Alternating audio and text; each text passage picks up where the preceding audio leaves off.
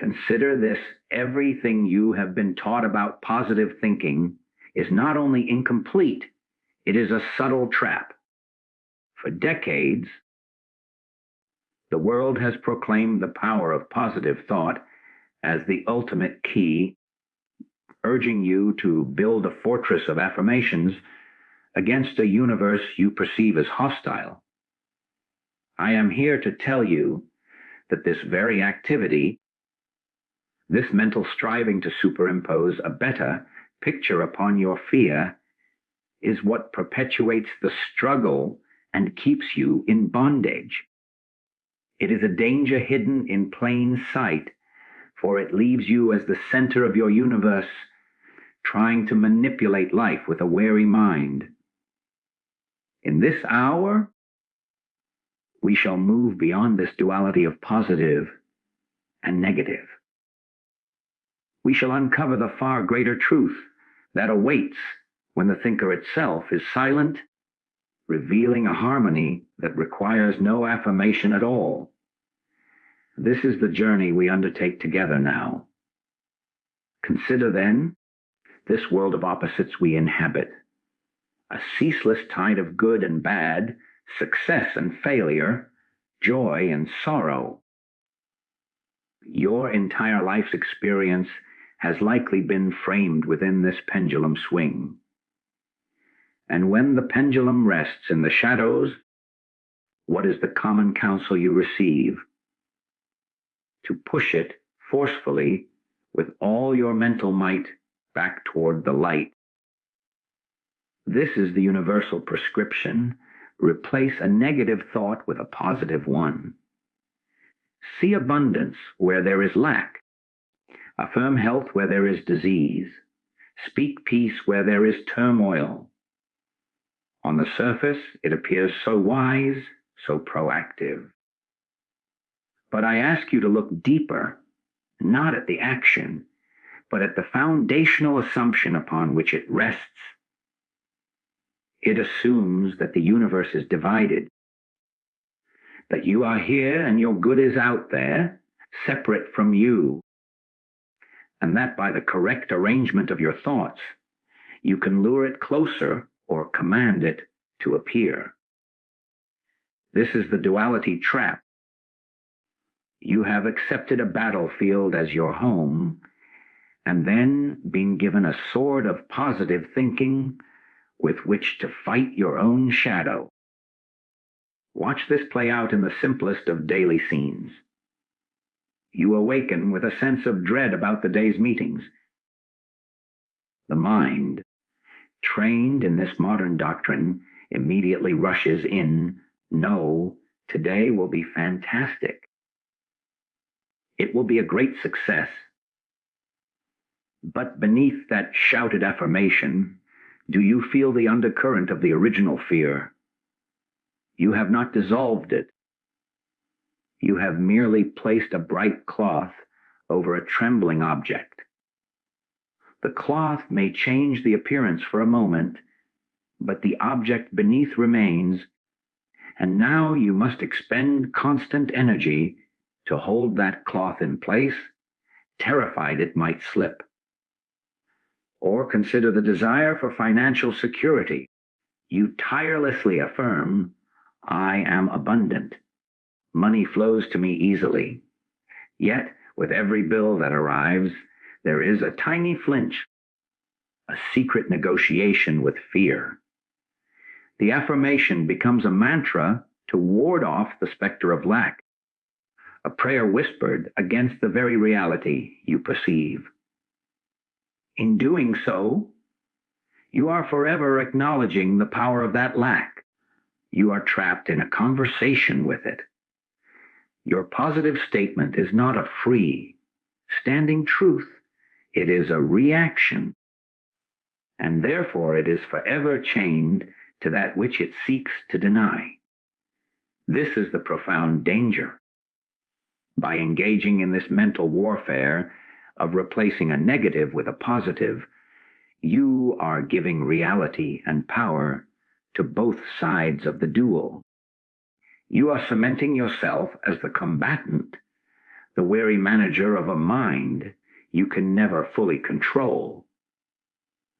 You sit in a room of your own thinking, desperately trying to rearrange the furniture, while the walls themselves are what confine you.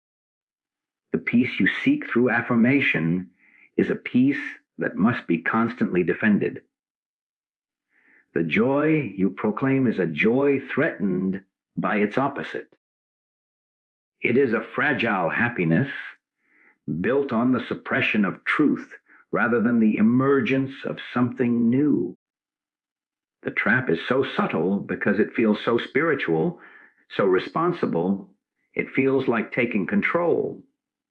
But true spiritual power, the kind that brings not a managed existence, but a transcendent harmony, never arises from this place of internal conflict.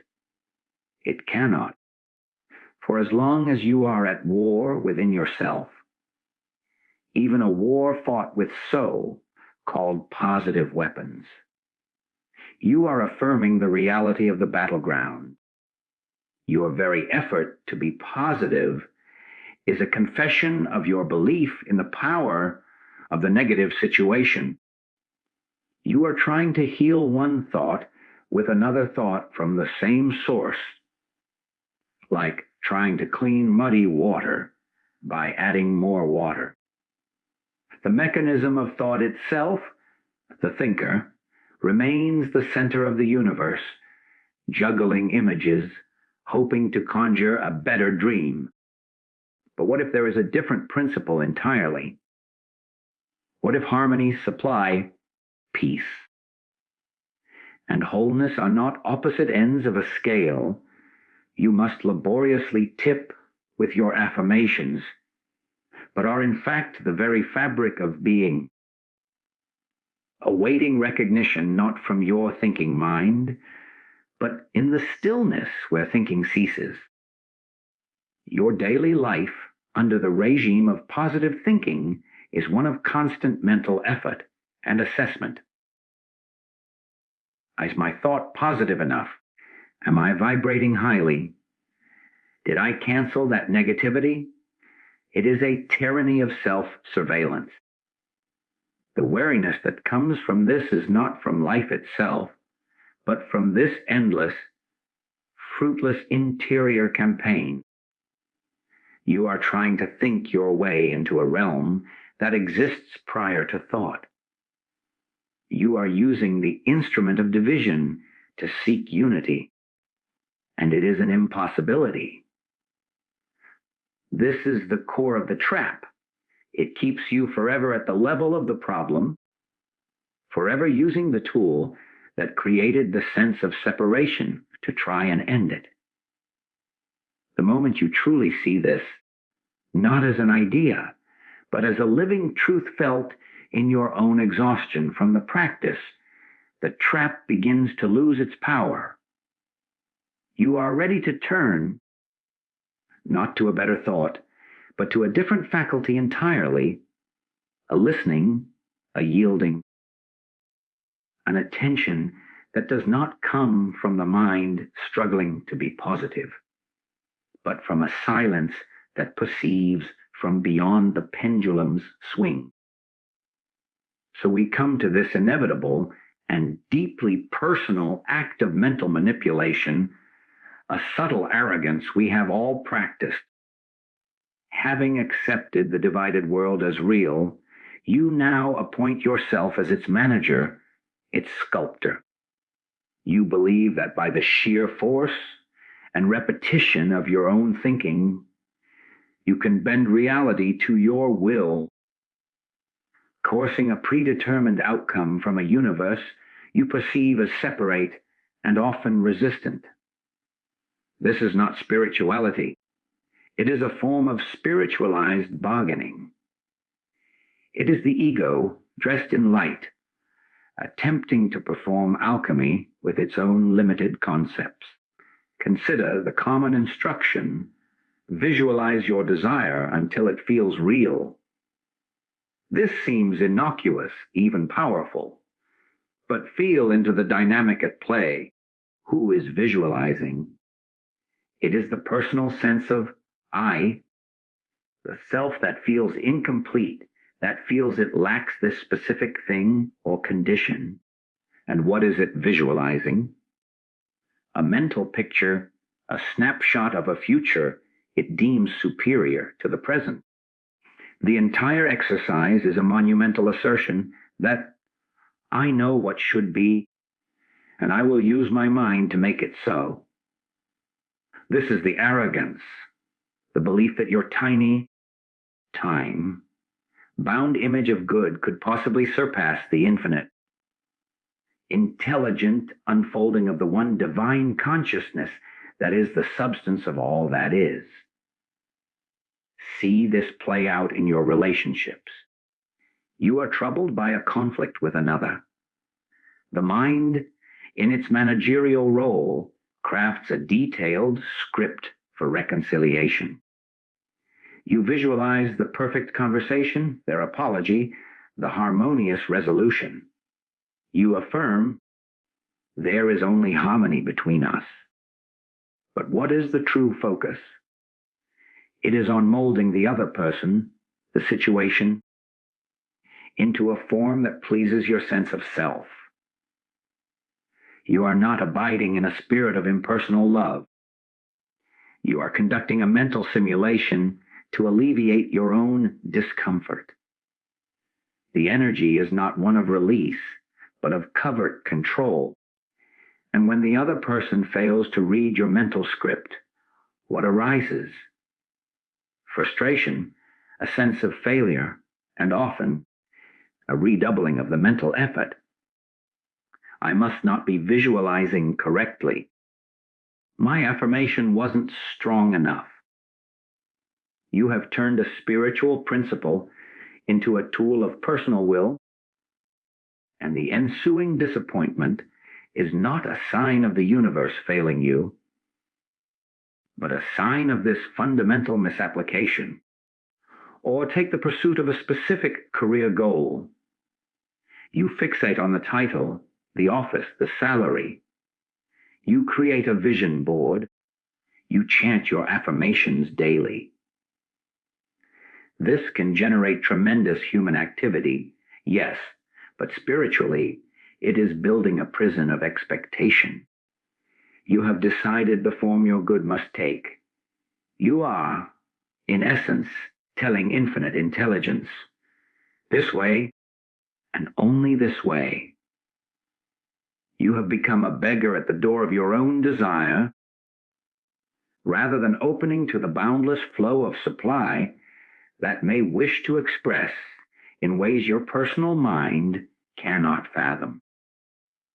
Perhaps the greater expression of your talents lies not in that specific office, but in an unexpected collaboration or a humble project that leads to a truer fulfillment. But by locking onto the mental form, you blind yourself.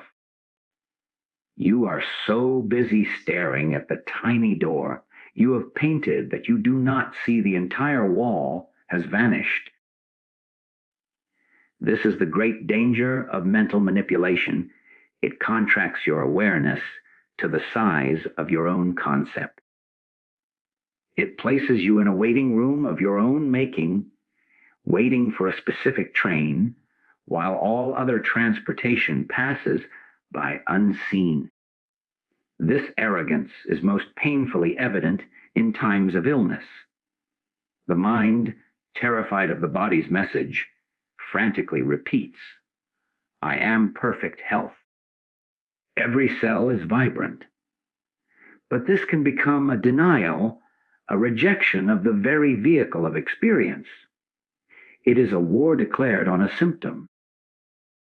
True healing can never come from this battlefield, for it continues to affirm the power of the condition even while trying to negate it.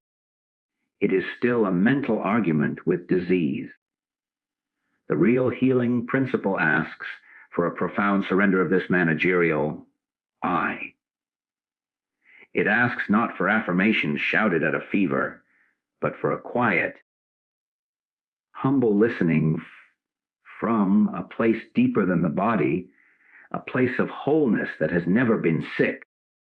The personal sense trying to heal itself is like a character in a novel trying to grab the author's pen.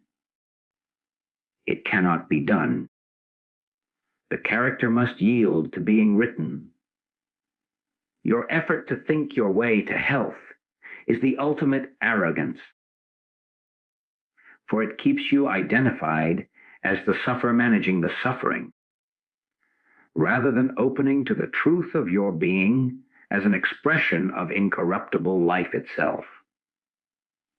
When you engage in this mental manipulation, you are strengthening the very sense of self that feels separate and needy. You are pouring energy into the I that thinks it must do, must achieve, must attract. You are building up the personal sense of power, which is, in truth, the greatest obstacle to experiencing the impersonal power that needs no manipulation, for it is the very substance of all that is. It is like using a candle to search for the sun. You are so focused on your own small light and the shadows it casts that you miss the dawn already breaking around you. This ceaseless mental activity, this interior striving to arrange reality, is a profound weariness. It is the weight of playing God with a mind ill suited for the task. To lay down this burden is not to become passive. It is to become receptive to a power and intelligence that operates not from your limited blueprints, but from a boundless, creative grace that knows the way because it is the way. To lay down this burden of mental manipulation is, therefore, not an act of defeat, but the beginning of true spiritual awakening. It is the surrender of the personal sense of power. This is the critical turning point where the illusion of a separate that must orchestrate its good meets the profound reality of a divine impersonal power already in full and perfect operation. We are not speaking of a passive resignation to fate, but an active, conscious relinquishment of the belief that you are the source, the originator, or the conductor of your life. Think of it this way. You have been straining to push the river, convinced its flow depended on your effort. To surrender is not to drown in the river, but to stop pushing, to turn, and to let the current carry you. It is to exchange the exhausting posture of the dictator for the graceful posture of the witness and participant in a far grander design. This surrender is felt most acutely in the arena of human relationships. Consider the immense mental energy you expend trying to manage how others perceive you. You craft an image, rehearse conversations, hide perceived flaws, and promote certain virtues, all in a bid to control an outcome, to be seen as successful, likable, or wise. This is the personal sense of power in its rawest form, the belief that your identity is a construct you must build and defend. Now, feel the weight of that effort.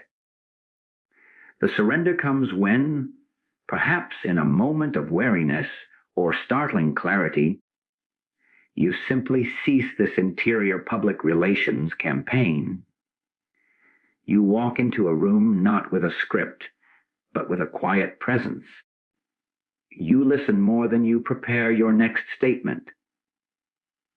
You are not there to manage impressions, but to be the point where the impersonal qualities of honesty, kindness, or wisdom may express themselves without your ego claiming authorship. The profound relief is immediate.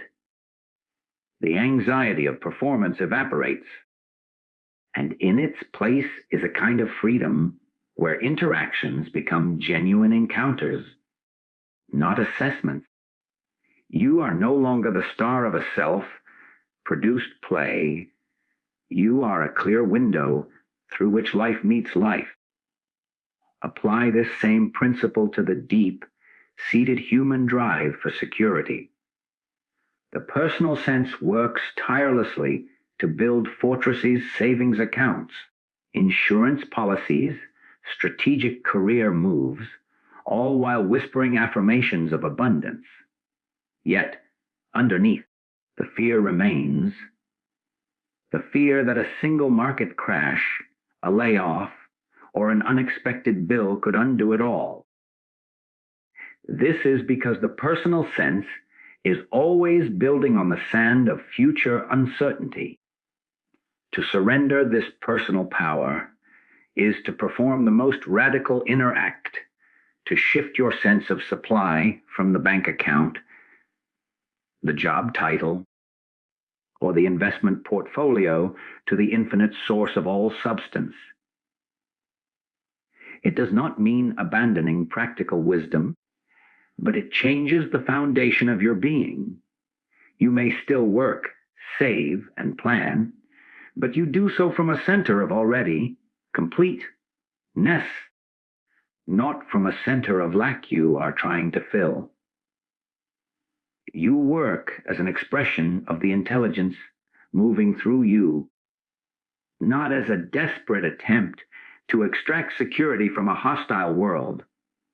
The money in your hand, the food on your table, are seen then not as personal achievements you have wrestled from life, but as temporary forms of an omnipresent grace appearing as needed. Your security is no longer in the form, but in the fountainhead from which all form endlessly springs. Perhaps the ultimate test of this surrender is in the face of what the world calls crisis, a diagnosis, a profound loss, the crumbling of a long-held dream. The personal self shrieks in protest. It wants to fight, to bargain, to apply its most fervent positive thinking to reverse the tide. But this is the moment when the surrender of personal power can reveal a dimension of peace that defies understanding. It is the movement from asking, "Why is this happening to me?" to a silent, inward listening that asks nothing. It is the willingness to stop telling the universe how the story must go, and instead to become still enough to feel the story being written from a place of profound wholeness that is untouched by the event. You are not surrendering to the illness or the loss. You are surrendering the personal. That is interpreting it as a catastrophe. You are letting go of the terrified manager and opening to the presence of a love and intelligence that is within the very core of the experience, waiting to be recognized. In that stillness, something miraculous occurs. You are no longer a victim of circumstance, but a point of conscious awareness through which a deeper meaning, an unsuspected strength, or a quiet, unshakable peace begins to emerge. The situation may or may not change its outer form, but you are no longer defined by it. You have moved from the circumference of the storm, where you were tossed by every wave, to the center, where there is a silence that was there all along. This is the surrender that reveals the power. It is the giving up of the shadow for the substance, the echo for the voice. It is not you becoming powerful. It is you ceasing to stand as an obstacle to the only power there is. This ceasing, this surrender, creates a profound and fertile silence within.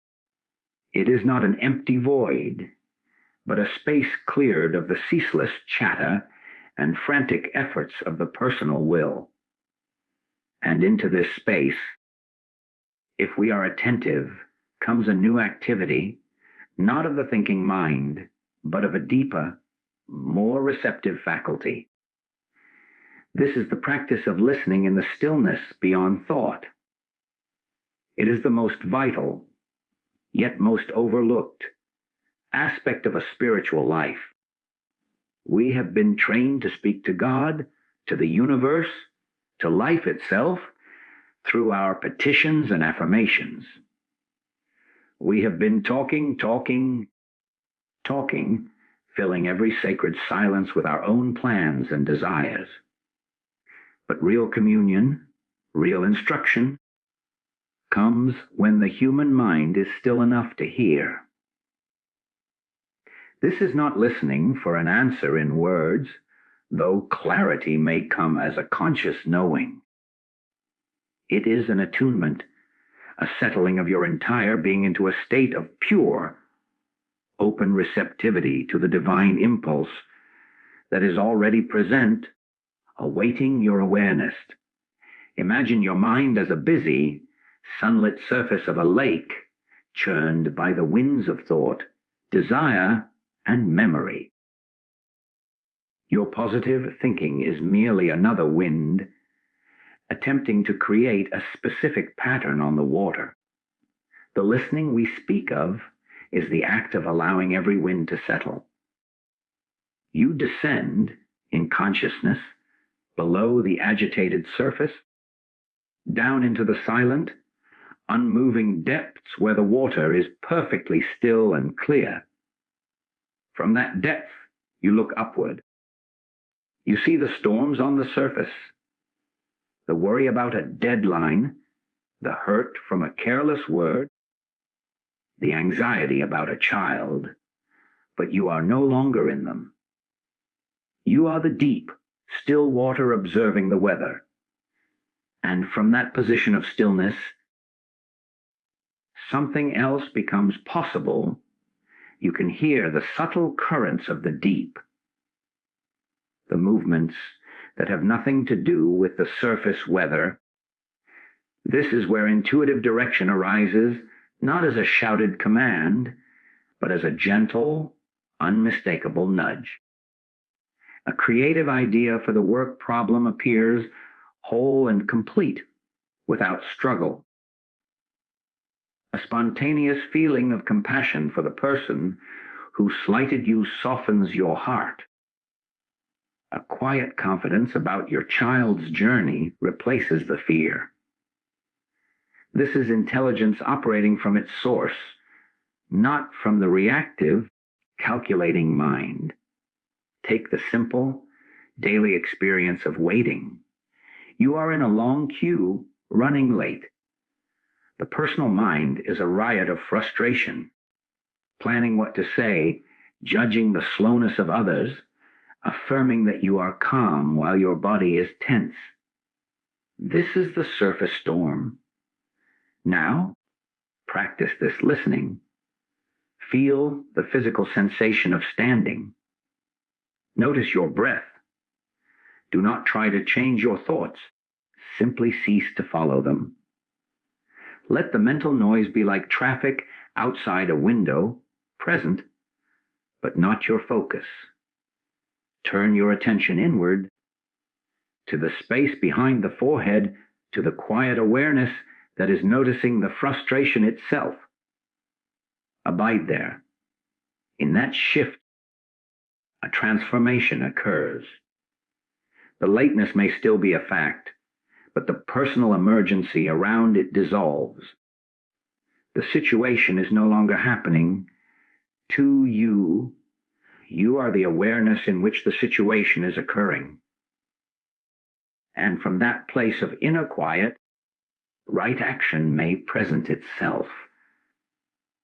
Perhaps you notice another line, or you use the time to observe something beautiful, or you simply arrive with a peaceful demeanor that changes the entire tenor of your next meeting.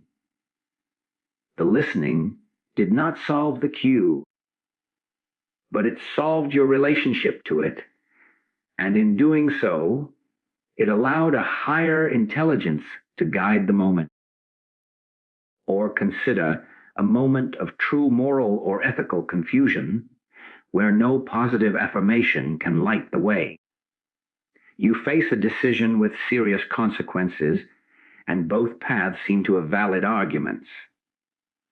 The mind, in its arrogance, weighs pros and cons until you are paralyzed. This is the personal sense trying to ebb no. Now, stop.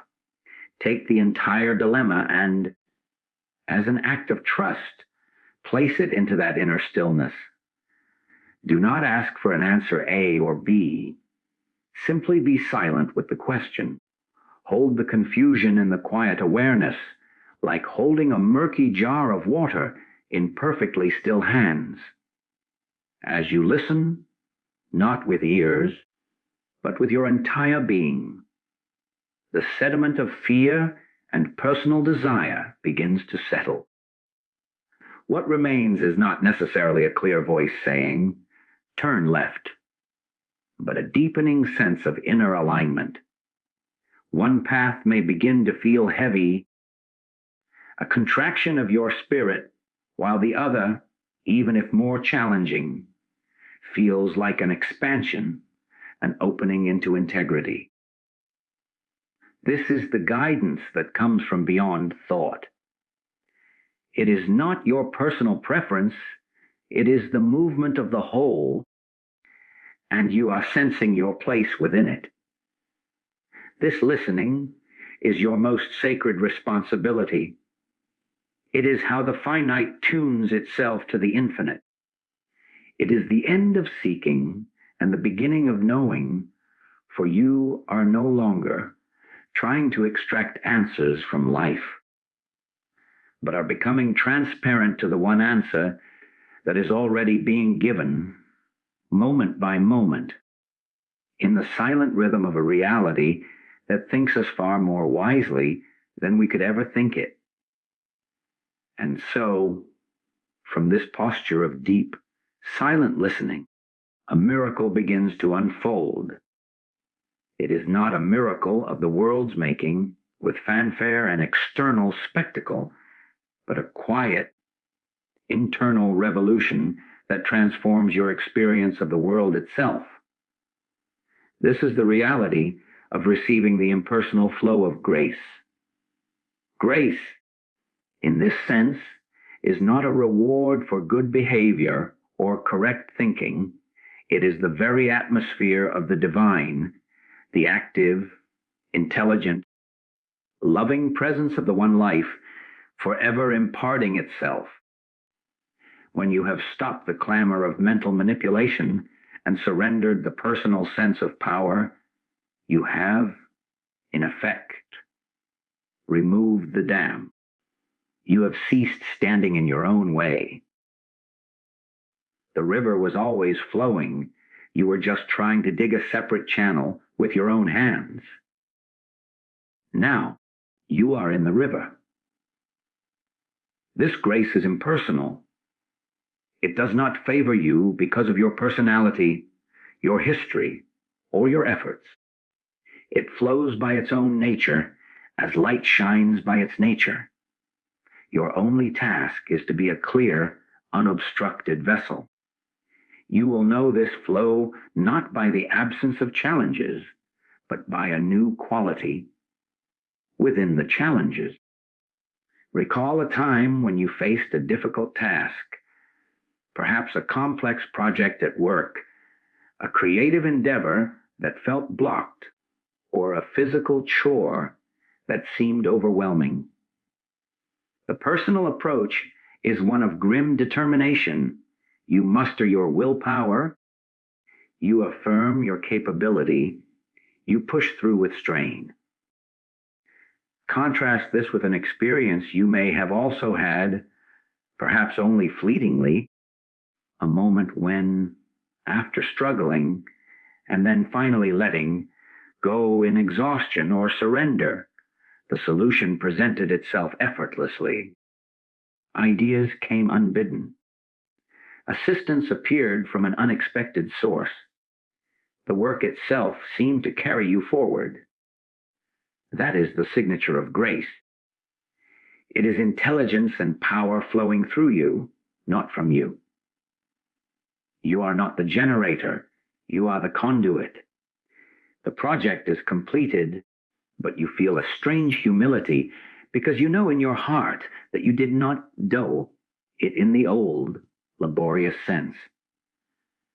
You cooperated, you received, and in that reception, you were expanded. Consider your relationships once more, not from the place of managing them, but from this state of receptivity. You are in conversation with someone who is expressing anger or grief. The personal sense feels attacked, defensive, or burdened. It wants to fix, to correct, to retreat. But if, in that moment, you can remember to be still and listen from that deeper place, something else may come through you. Words you did not plan may be spoken, words of such quiet truth that they soften the situation.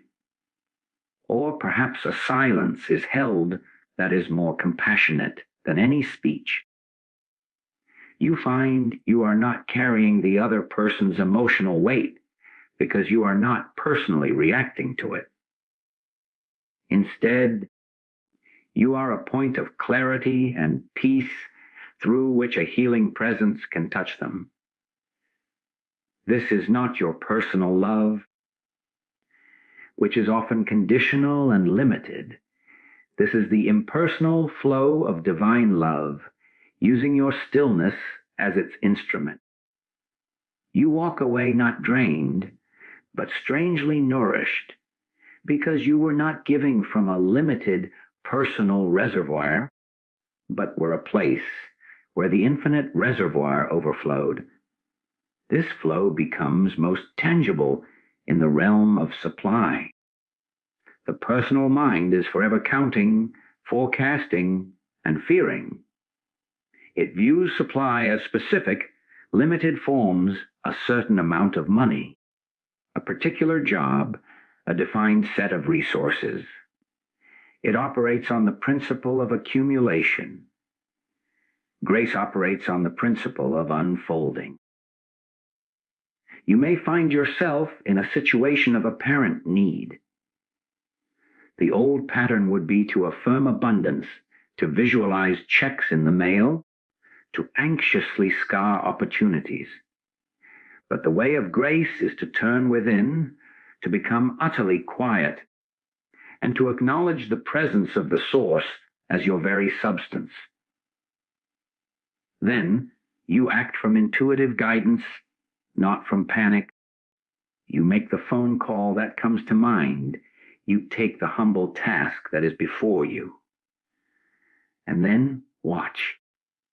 The provision may come in a form your personal mind never imagined, a forgotten debt repaid, a gift of service that saves you money, an unexpected invitation that leads to a new avenue.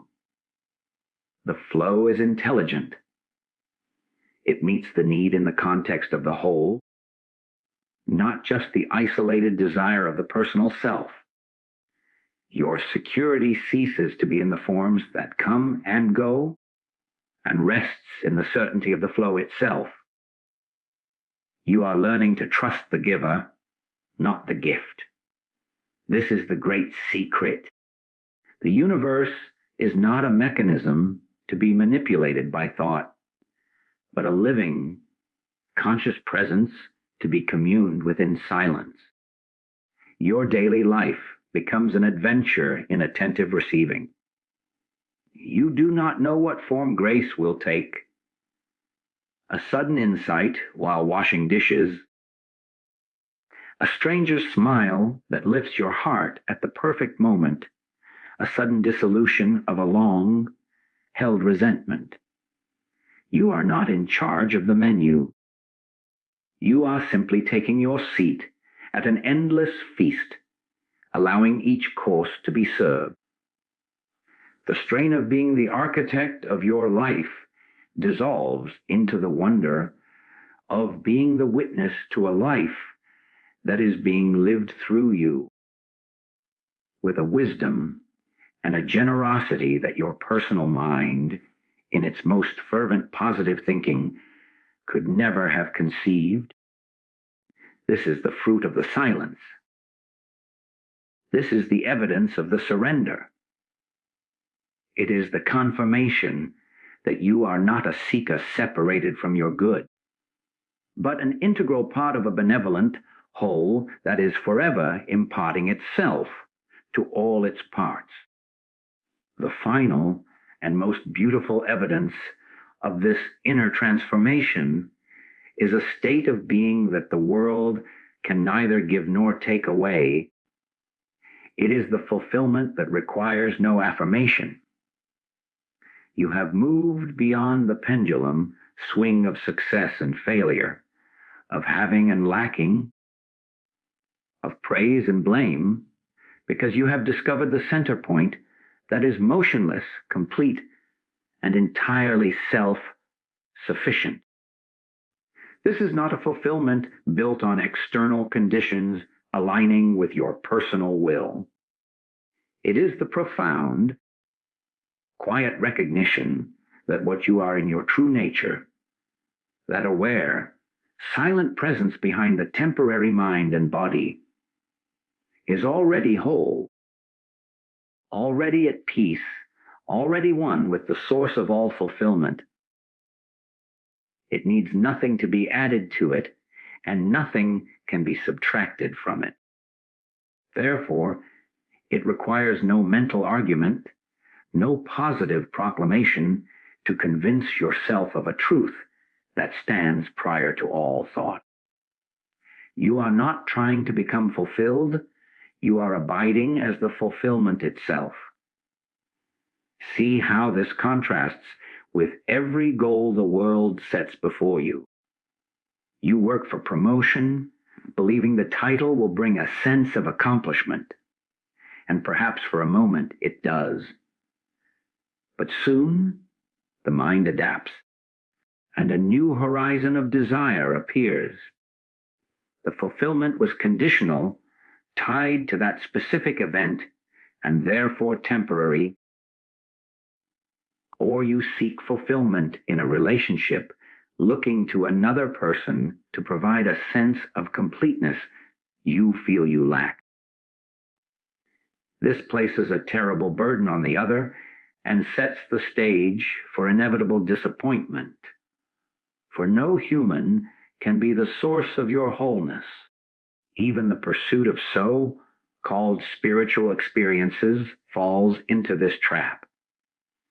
You may seek a certain feeling of bliss, a vision, a transcendent moment, and then, when it passes, you strive to recapture it, affirming its reality. That, too, is a conditioned fulfillment. The state we speak of now is uncaused.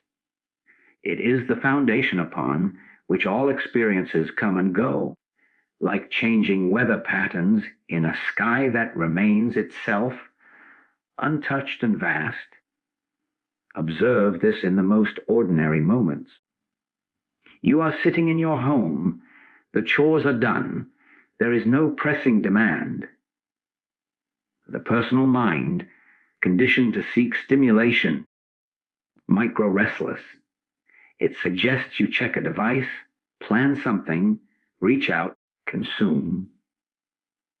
Anything to fill the quiet with an activity that promises a sense of purpose or pleasure. This is the addiction to conditioned fulfillment. Now, instead of following that impulse, you simply stop. You sit. You let the quiet be. You do not call it boredom or label it as unproductive. You rest in the simple awareness of being. You are not waiting for anything to happen. In that simple, unforced abiding, a subtle warmth of contentment may arise. It has no external cause. It is not because you achieved something. It is the peace of your own being, acknowledging itself. This is the fulfillment that needs no affirmation. You are not thinking, I am at peace. You are peace, and from that place, thoughts may come and go without disturbing the underlying tranquility. Or consider a moment of what the world would call failure. A project you cared for deeply falls apart. The personal self is devastated. It wants to lament, to justify, to rebuild its case. But if you can, even for an instant, step back from that story of loss and touch that inner stillness, a miraculous thing is revealed. Underneath the bruised feelings and the broken plans, there is a presence that is not bruised, not broken. It is simply aware. It is witnessing the grief without being defined by it. In that recognition, there is a profound, almost paradoxical sense of okay-ness that has nothing to do with the circumstances. It is not a denial of the pain, but a realization that you are more than the pain. This is unconditional fulfillment. It is the bedrock that remains when everything else is shaken.